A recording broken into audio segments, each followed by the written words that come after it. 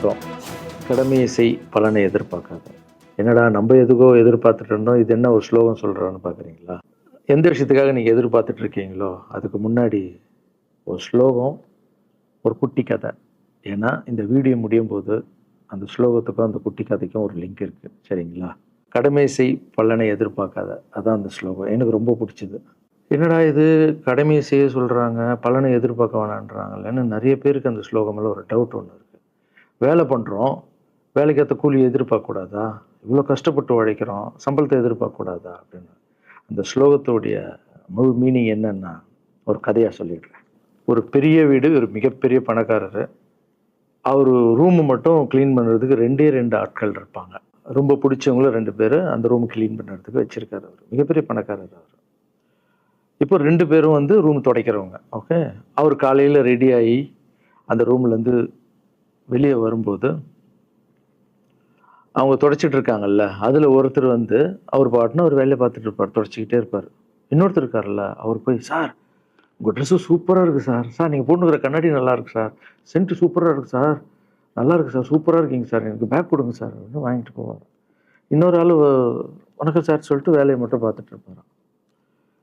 இப்படியே தினமும் நடக்கும். அப்புறம் அந்த ஓனர் வந்து இந்த ஊர விட்டு வெளி ஊருக்கு போறாரு. போம்போது 2 வேலைக்காரிங்களும் கூப்பிட்டாரு. கூப்பிட்டு ஒருத்தருக்கு வந்து 1 மாசம் சம்பளம் எக்ஸ்ட்ரா. யாரு கூட பேக்லாம் தூக்கிட்டு போய் எப்போ பார்த்தாலும் நான் சூப்பர் சூப்பர்ன்னு சொன்னார்ல, அவருக்கு 1 மாசம் சம்பளம் எக்ஸ்ட்ரா. இன்னொரு ஆளுக்கு ஒரு வீடு வாங்கி கொடுத்து, அவர "நீ என் கூடயே வந்துரு." நான் அவர் கூடவே அவர கூப்பிட்டு போறேன். இவன் ஓடி போய் கேட்டானாம், "சார் என்ன சார், தினமும் நான் தானே சார் உங்க பேக் எடுத்துட்டு வந்தேன். நான் குடுத்த வேலைய நீ கரெக்ட்டா பண்ணல. நீ ஜால்ரா அடிக்கிறதுலயே இருந்த. எனக்கு இது நல்லா இருக்கு, அது நல்லா இருக்குன்னு." ஆனா அவன் வேலைய மட்டும் தான் பார்த்தான். வேலைய கரெக்ட்டா பார்த்தா பலன கடவுள் குடுப்பாரு. அந்த பலன் தான் இது அப்படின்னு சொன்னாங்க. இப்போ விஷயத்துக்கு வருவோமா? திருச்சி கிழக்கு தொகுதி. இன்னைக்கு நான் என்ன முடிவு சொல்றேன் இதுதானே? நான் திருச்சி கிழக்குல நிக்கணும்னா, நான் முதல்ல அரசியலுக்கு வரணும். நான் அரசியலுக்கு வரேனா இல்லையான்றத சொல்றேன். அரசியல் எப்படி என் வாழ்க்கையில வந்ததுன்னும் சொல்றேன். உங்களுக்கு நல்லா தெரியும், என் வீட்ல குழந்தைங்கள வளர்த்துக்கிட்டு, நான் பாட்டுன்னு சோசியல் சர்வீஸ் பண்ணிட்டு இருந்தேன். மாற்றுத்திறனாளிக்கு டான்ஸ் சொல்லிக் குடுக்குறது, ஓப்பன் ஹார்ட் சர்ஜரி பண்றது, பசங்கள படிக்க வைக்கிறது, ஸ்போர்ட்ஸ் எல்லாத்துலயும் என்னால முடிஞ்ச வரைக்கும் பண்ணுவேன். என்னால முடியலன்னா மத்தவங்ககிட்ட கேட்டு பண்ணிட்டு இருந்தேன். இந்த டைம்ல தான் ஜல்லிக்கட்டுன்னு ஒண்ணு வருது. ஒரு சில விஷயம்லாம் ஃபாஸ்ட்டா சொல்லிடுறேன். உங்களுக்கு தெரிஞ்ச விஷயம் தான். ஜல்லிக்கட்டுன்னு ஒண்ணு வருது. அதுல நான் போறேன். சாப்பாடு போடுறதுக்காக குழந்தைங்களுக்கு போறேன். அப்படி நான் அந்த ஜல்லிக்கட்டு நடந்து முடிஞ்ச விஷயம்லாம் உங்களுக்கு தெரியும். அப்புறம் என் மேல ஒரு தலைவர் விமர்சனம். எதுக்கு தலைவர்ன்னு சொல்லுவாரா? நம்ம அண்ணன் தான், சீமான் அண்ணன். ஒரு விமர்சனம் வைக்கிறாரு. அதுக்கு நான் மறுபடியும் ஒரு ட்வீட் போடுறேன். அவரு ட்வீட் போடுறார். அப்பதான் என் வாழ்க்கையில அரசியல்ன்றது நுழையுது. நம்ம சாப்பாடு போடுறதுக்கு போனோம். இது என்னடா இவ்ளோ பெருசா இருக்கு. அந்த ஜல்லிக்கட்டு தான் எனக்கு அரசியல்ல உள்ள நுழைஞ்சது. என்னடா இவ்ளோ பெருசா இருக்கு அப்படின்னு. அப்படியே போச்சு. அதே தலைவர் தான், அதே சீமான் அண்ணன் தான் ரஜினி சார் அரசியலுக்கு வர்ற மாரி பேச்சு அடிபட்ட உடனே அவங்க சைட்லேருந்து பேசுறாங்க. தலைவர பத்தி பேசுறாங்க. தலைவர் எனக்கு வந்து ஒரு குரு. என்ன வாழ வச்ச தெய்வம். ஒரு அப்பா மாரி. ஒரு அண்ணன், அப்பா எல்லாமே சொல்லலாம். ஸோ அவர பத்தி அதிகமா பேச ஒரு ஒரு முறையும் சூப்பர் ஸ்டாருக்கு ஃபோன் போடுவேன். "அண்ணே ரொம்ப ஓவரா பேசுறாங்க." "டேப்பா கம்முனு இருக்கண்ணா. நீ சைலன்ட்டா இரு." இப்படியே ஓரளவுக்கு தான் நம்மளால பொறுக்க முடியும். அதுக்கப்புறம் ஆடியோ ரிலீஸ் ஃபங்ஷன்ல என் மனசுல இருக்கிறதெல்லாம் உடைச்சு சொன்னேன். அத நீங்களும் பார்த்துருப்பீங்க தெரியும். அதுக்கப்புறம் ஒரு ரஜினி சாருக்கு ஒரு ஃபங்ஷன் வந்தது. அந்த ஃபங்ஷன்லயும் பேசினேன் இத பத்தி. உங்களுக்கு தான் தெரியுமா அந்த வீடியோ? யார் ஓட்டப்பந்தயத்துல ஜெயிக்கிறது? இப்ப கூட அந்த வீடியோ போயிட்டு இருக்கு. அத பேசணும். அது பாட்டு அப்படியே போயிட்டு இருந்தது. அதுக்கப்புறம் பார்த்தீங்கன்னா, ரஜினி சாரு அரசியலுக்கு வரேன்னு அனௌன்ஸ் பண்றாரு.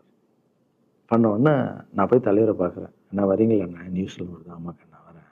அப்படின்னா பயங்கர சந்தோஷம். ஏன்னா வாழ்க்கையில ஒளி ஏத்தி வச்சவரு. அவரு அரசியலுக்கு வர்றாரு. அவருக்கு சப்போர்ட்டிவா இருக்கணும் நம்ப. அப்புறம் எல்லார்கிட்டயும் போய் நம்ம கேட்டுட்டு இருக்கோம். தலைவர் வந்துட்டாருன்னா எல்லாமே குழந்தைங்களுக்கு இன்னும் நிறைய பண்ணலாம் அப்படின்னு. "அண்ணே நானும் வரேண்ணே." அப்படின்னா ரொம்ப சந்தோஷம் அப்படின்னு. ஸ்ட்ரெயிட்டா கிளம்பி நான் ட்ரஸ்ட்டுக்கு வரேன். என்னுடைய ட்ரஸ்ட், என்னுடைய ஃபேன்ஸு எல்லாரையும் கூப்பிடுறேன். கூப்பிட்டு என்னுடைய வெல் விஷர்ஸ் எல்லாரையும் கூப்பிட்டு உட்கார வச்சு தலைவர் அரசியலுக்கு வராரு. புரியுதுங்களா? எனக்கு வந்து எழுத படிக்க தெரியாது. அதான் ஒரு ட்வீட் போடணும். இதெல்லாம் ரெடி பண்ணுங்கன்னு தமிழ்ல சொல்லிட்டேன். அவங்க ரெடி பண்ணிட்டு இருக்க ஒரு டீம். இன்னொரு டீம் உட்காந்து என்கிட்ட கேள்வி கேட்குறாங்க. தலைவர் அரசியலுக்கு வந்தால் அவர் வந்து சிஎம் ஆகிடுவார், நீங்கள் வந்து அமைச்சர் ஆகிடுவீங்களாண்ணே, சுகாதாரத்துறை அமைச்சர் தான், நம்ம வந்து ஆப்ரேஷன் நிறைய பண்ணலாம், இன்னொருத்தர் கல்வித்துறை எடுத்தால் நிறைய படிக்க வைக்கலாம். டேய், கடமை செய்யணும், பலன் எதிர்பார்க்கக்கூடாது. சுகாதாரத்துறை அமைச்சர், இது வந்து கல்வித்துறை, இதெல்லாம் படிச்சவங்க வர இடம். அண்ணன் படிக்கலடா. எல்லாருக்கும் படித்த இடத்த போட்டு ஒரே இடத்துல போய் முடங்கி போய் படிப்புனா படிப்பு மட்டும். எல்லாம் கட்சி வளரட்டும், தலைவர் வரட்டும், எல்லா துறையிலேருந்து ஹெல்ப் கேட்டு நல்லா பண்ணுவோம், பெரிய ட்ரஸ்ட் கட்டுவோம். இப்போன்னா சின்ன ட்ரஸ்ட்டில் தான் நம்ம இருக்கோம். சின்ன வீட்டில் 60 குழந்தைங்க நீங்கள் இருக்கீங்க, 100 ஏக்கரில் கட்டுவோம். ஊனமுற்றோர்கள் இந்த பக்கம் திருநங்கைகளுக்கு, இந்த பக்கம் முதியோர்களுக்கு ஒரு பெரிய ட்ரஸ்ட் கட்டி பண்ணுவோம்டா. சூப்பர்ண்ணா. இன்னொருத்தர் டக்குன்னு அங்கேருந்து, அண்ணா நம்மளை ஏற்று பேசின்னு இருக்கார்ல சீமான் அண்ணன், அவருக்கு ஆப்போசிட்டாக எதிர்த்து நில்லுங்கண்ணே அப்படின்னு. அது அரசியல் இல்லை. ஒருத்தர் மேலே கோவத்தால் நம்ம அரசியலுக்கு வந்தால் அது வந்து வெறுப்பு அரசியலாக மாறும். அரசியல்ன்றது மக்களுக்கு நல்லது பண்ணுறதுக்காக வரணும். இப்போ அவரை நான் அழிக்கணும், அவரை நான் ஏதோ ஒன்று செய்யணும்னு அந்த ஆசையில் வந்தேன்னு வச்சுங்களேன், ஆசை என்ன ஆகும்? கோபமாக மாறும். கோவத்துலேருந்து என்ன வரும்? வார்த்தைகள் தப்பாக வரும். வார்த்தைகள் மட்டும் வராது, தப்பான வார்த்தைகள் வரும். மக்களுக்கு நம்ம மேலே மரியாதை இல்லை, மக்களுக்கு நம்ம மேலே மரியாதை இருக்காது, போயிடும். ஸோ அதால் அரசியலுக்கு வரணும்னா அவரை அழிக்கிறேன், இவழி இருக்கிறேன். பதிவை பற்றி பேசுகிறத ஃபஸ்ட்டு விடுங்கடா, ஃபஸ்ட்டு வேலையை பார்ப்போம்டா. நம்ம தலைவர் வரேன்னு சொல்லிட்டாரு, ட்வீட் போடுங்களா அப்படின்னு ட்வீட் போட்டுட்டு அங்கேருந்து போட்டுட்டு வீட்டுக்கு போகிறேன். இங்கே தான் பெரிய ட்விஸ்ட் இருக்குது எனக்கு. வீட்டுக்கு போகிறேன். வீட்டுக்கு போனோன்னே எப்பவும் நான் அம்மா கிட்டே போய் ஒரு விஷயத்த சொல்கிறதுக்கு முன்னாடி ஒரு சர்ப்ரைஸ் ஒன்று பண்ணுவேன். எங்கள் அம்மா கோவில் கட்டுறது கூட, கோவில் கட்டிட்டு ஸ்டாச்சுலாம் ஆர்டர் பண்ண அப்புறம் தான் அந்த ஸ்டாச்சுவே காமிச்சாங்க அம்மாவுக்கு. அதே மாதிரி அரசியல் விஷயத்துலையும் போய் சொல்லலான்னு அம்மாவை கூப்பிட்டு ஃபேமிலியெல்லாம் உட்கார வச்சு, அம்மா தலைவர் அரசியலுக்கு வர்றாரு, சரி கண்ணா, நானும் அரசியல் போடுறேன், இங்கே பரமா ட்வீட் போட்டிருக்கேன் அப்படின்னு. அம்மா முகம் டக்குன்னு மாறிட்டு ஓகே கண்ணா, ஓகே கண்ணா சாப்பிடலாம் அப்படின்னு எழுந்து போயிட்டாங்க. என்ன இப்படி போக மாட்டாங்களே, ஒரு விஷயத்த சொன்னால் சூப்பர் கண்ணான்னு பேசுவாங்கள்ல, 1 ஹவர் அதில் இருக்கிற நல்லது கெட்டது எல்லாம் பேசுவாங்க, என்ன போயிட்டாங்க அப்படின்னு ஒரு ஃபீல். சரி, இது உடம்பு சரியில்லை போல, அப்செட்டில் இருக்கான்னு விட்டேன். அப்புறம் 2-3 நாள் அவங்ககிட்ட பேசவே மாட்டுறாங்க. கூப்பிட்டு உட்காந்து, என்னம்மா உனக்கு பிரச்சனை, ஏதாவது தப்புன்னா அடின்னா அடிச்சிடுமா, என்னம்மா இப்படி பேசாமல் இருக்குன்னா, இல்லை கண்ணா நீ அரசியல் போனது எனக்கு பிடிக்கல அப்படின்றாங்க. ஏம்மா அரசியல் போனால் பிடிக்கல? இல்லை கண்ணா, அது ஒரு சாக்கடை, அரசியலுக்கு போகக்கூடாது. அது வந்து பணம் கொடுக்குறாங்க அரசியலுக்கு, ஓட்டு வாங்குறதுக்கு பணம் கொடுத்து தாங்க நான் ஜெயிக்கிறாங்க. அதுக்கப்புறம் ஜாதி இல்லைன்னுவாங்க, ஜாதி இருக்குது, மதம் இல்லைன்னுவாங்க, மதம் இருக்குது. அந்த சாக்கடைக்குள்ளே நீ போகாதப்பா. நம்மளுக்கு வாழ்க்கையை ஒளி வச்சு ஏற்றி வச்சவர் தானே நம்ம சூப்பர் ஸ்டார். அவர்கிட்ட என்னை கூப்பிட்டு போப்பா, நான் சொல்கிறேன். அவர் ஒரு ஆன்மீகவாதி, அவரும் அரசியலுக்கு வர வேணாம், இந்த வயசில் அவர் நிம்மதியாக இருக்கட்டும், எதுக்கு அரசியலுக்கு வர, என்னை கூப்பிட்டு போ, அப்பாயின்மெண்ட் வாங்கி கொடுத்துருந்தாங்க. அப்பாயின்மெண்ட் வாங்கி கூடா? நானும் வேறு கனவுல வந்து மைண்ட் வைஸ், அம்மா நான் சொல்கிறது கேளுமா, நம்ம எத்தனையோ இப்போ வந்து எல்லா குழந்தைங்களுக்கும் ஒவ்வொரு ஸ்டேஜில் போய் கேட்டு தானேம்மா ஹெல்ப் நடக்குது. இப்போது தலைவர் வந்துட்டாருன்னா நம்ம தாராளமாக பண்ணலாம்லம்மா. உன் கையில் எவ்வளோ காசு இருக்கோ அதுக்கு மட்டும் செய், அரசியல் வேணான்னு சொல்கிறேன் அப்படின்னு போயிட்டான். அந்த ஃபேஸ் வந்து அதுக்கப்புறம் அடிதான் நம்மளுக்கு. சரி, இந்த உலகத்தில் அம்மா மீறி பண்ணலாம், ஆனால் நான் உருப்பிட மாட்டேன், எனக்கு நல்லா தெரியும். இந்த உலகத்துலேயே எனக்கு யாருன்னா எங்கள் அம்மா தான். அது அம்மா இல்லை, எங்கள் கடவுள்னே சொல்லலாம், நான் எதிர்க்க பார்க்குற கடவுள். சரி, அம்மாவுக்கு சொல்லி புரிய வைக்கலாம். என்னடான்னு தலைவர்கிட்ட போய் எப்படி சொல்கிறது, பசங்கிட்ட ஒரு பயங்கர பில்டப் கொடுத்துட்டோம், அது இதுன்னு எல்லாம் வேலை வேற பார்த்துட்டு இருக்காங்க, என்ன பண்ணுறது. அந்த டைமை பார்த்து கொரோனா வருது.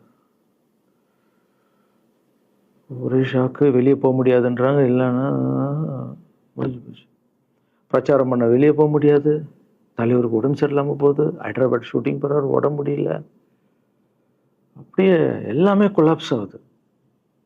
அப்புறம் தலைவர் அலௌன்ஸ் பண்ணுறாரு, நான் அரசியலுக்கு வரல, டாக்டர்ஸ் வந்து போகக்கூடாதுன்னு சொல்லிட்டாங்க, கொரோனா டைமில் நம்ம வந்து பிரச்சாரம் போக முடியாது, அதை காரணம் சொன்னார். அது உங்களுக்கு எல்லாருக்கும் தெரியும். தான் தலைமையில் கை வச்சுன்னு உட்காந்துட்டோம். நான் ட்ரஸ்ட்டில் இருக்கிற குழந்தைங்க மற்றவங்க எல்லாரும் என்னென்னோ நினச்சி ஒர்க் பண்ணிட்டு இருந்தால எல்லாரும் அப்செட்டில் உட்காந்துருக்கோம்.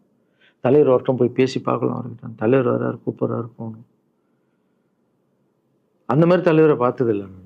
அப்படியே எனக்கு புரிஞ்சுது, அவர் ரொம்ப வலியில் இருக்கார் அப்படின்னு. எவ்வளோ சுறுசுறுப்பானால உடம்பு முடியலைங்கண்ணா. பரவாயில்ல, உங்கள் உடம்பு தானே முக்கியம், என்ன இதெல்லாம் என்னென்ன தூக்கி போடுங்கண்ணா. இல்லைங்கண்ணா, இத்தனை வருஷம் என்னை வாழ வச்சாங்கல்ல, அவங்களுக்கு ஏதாவது ஒன்று பண்ணணும்னு நினச்சாங்கண்ணா, இங்கே குத்துதுக்கண்ணா, எனக்கு என்ன பண்ணுறதுன்னு தெரியல,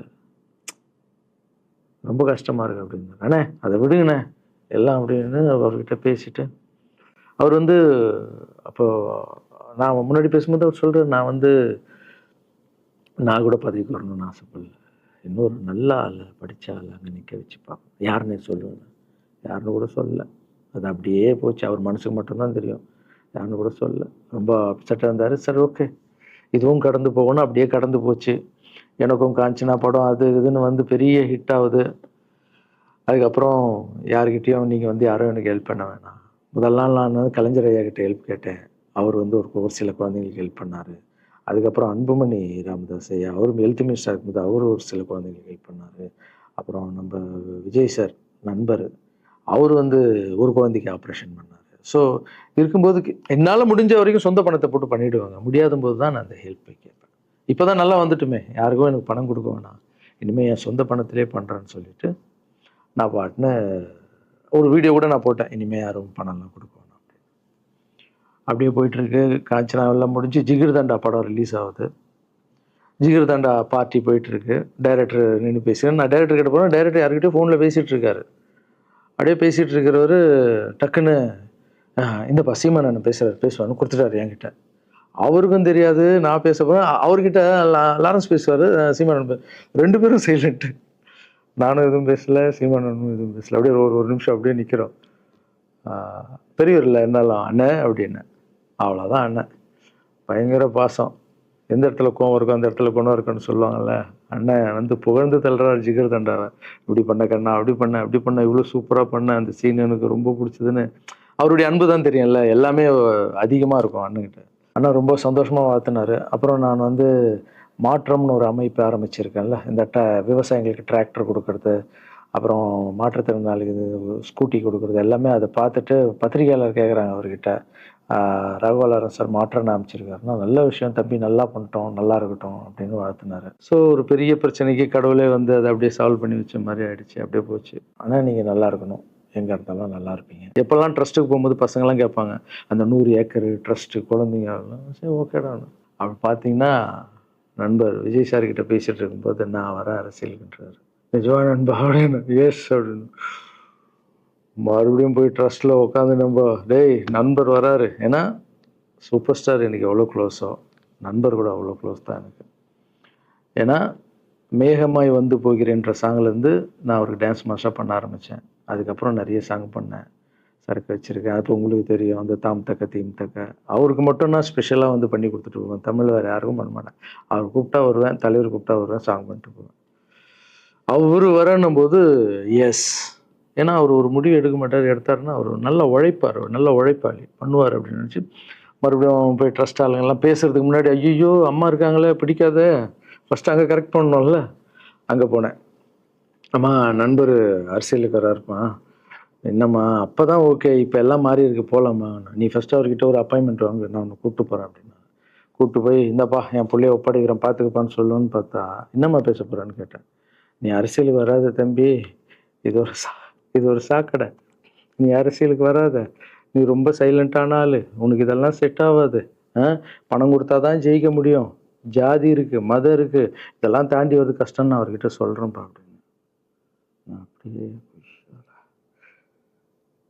அம்மா புரிஞ்சுக்குமாண்ணா, டேய் மீன் குழம்பு வச்சுருக்கேன் சாப்பிட்றேன், அதே மீன் குழம்பு. ஓகே நான் நினச்சிட்டேன் நம்ம ஜாதகத்தில் இல்லை போல், சரி விட்டுடலாம், சரி இப்போ விட்டுருவோம், ஒரு 2-3 நாளைக்கு அப்புறம் மறுபடியும் பேசுவோம் அப்படின்னு மறுபடியும் பேசுகிறேன். அதே மறுப்பு தான். நானும் நண்பர்கிட்ட பேசுகிறேன், அம்மா அப்படி சொல்கிறாங்க நண்பா, அது அவங்களுக்கு தெரியல, அவர் நிறைய பேச மாட்டார், வயசானவங்க இல்லை, தெரியல, வந்தப்புறம் புரியும், ஒரே வார்த்தை தான். அதுக்கப்புறம் ஃபோனில் கூட்டணி கட்சியெல்லாம் வராது போது, நண்பா என்னடா யாரும் கூட்டணி கட்சி வரல நண்பா, இது அது நான் எனக்கு ஒருத்தர் பிடிச்சிட்டாங்கலாம் மனசில் பட்டதை எல்லாமே சொல்லிகிட்டு இருப்பேன். அது நல்லதோ கெட்டதோ, என் பழக்கம் அப்படி தான், பிடிக்கலாம் தூரம் ஒதுங்கிடுவேன். அப்படியே போகுது.